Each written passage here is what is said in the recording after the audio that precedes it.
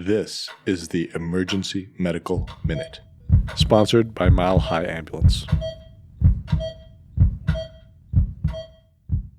The Emergency Medical Minute is excited to announce that we are now offering AMA PRA Category 1 credits. This is accessible through our online course modules that can be accessed at www.emergencymedicalminute.org/CME-courses, or simply by clicking on the link in our show notes and creating an account.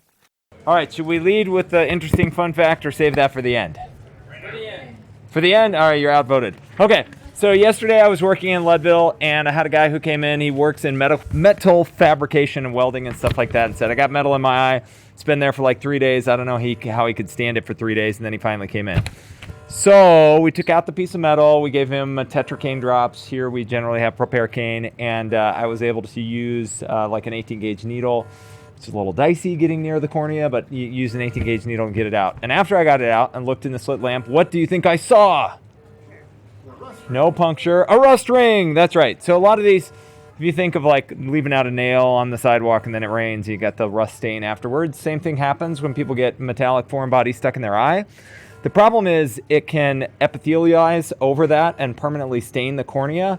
And then for the rest of your life, you're just like looking at a black spot every time you look to the side.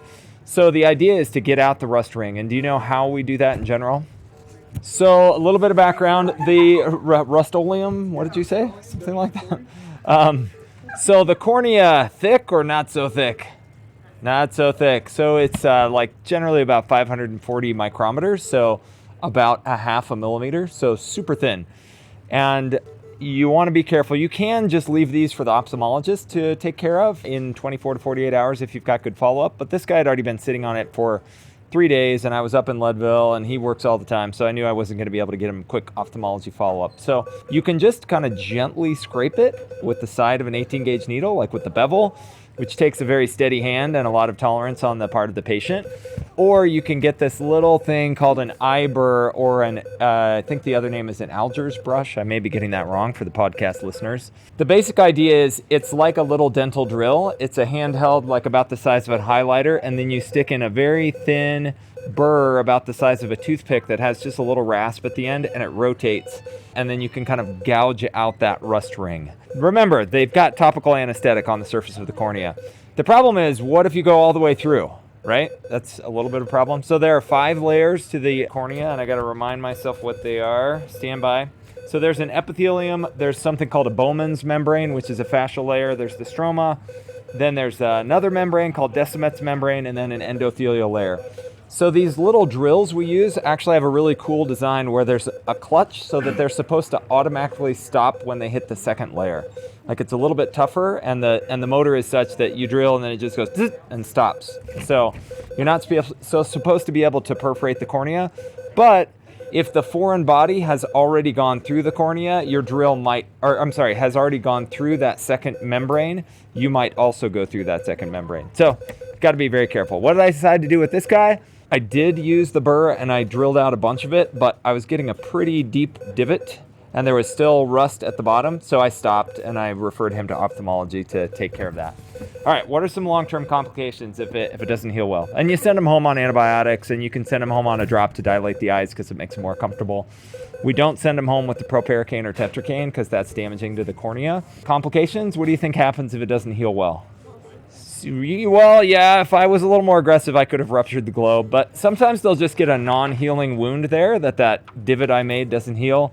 Sometimes they can get scarring. Sometimes they get an infection. And if they do get scarring, they can be treated with a laser or in worst case scenarios with a corneal transplant. So those are the fun facts about metallic foreign bodies. And if you want, later we can grab our little burr and look at it. It's pretty fun. All right, the fun fact. When I was reading about foreign bodies, I found the following paragraph. Finally, pet tarantulas, while infrequently encountered, are a well-described source of ocular surface foreign bodies, as their leg hairs may end up on the ocular surface when a patient who had recently handled their pet rubbed their eyes. These fibers are barbed and can embed themselves readily into the cornea as well as the conjunctiva. So apparently tarantulas have, really bristly little hairs on them that have barbs, and if you play with your pet tarantula and then rub your eyes, you're going to get a bunch of corneal foreign bodies. I have never once heard of that in my life, but apparently it's a thing. All right, thanks.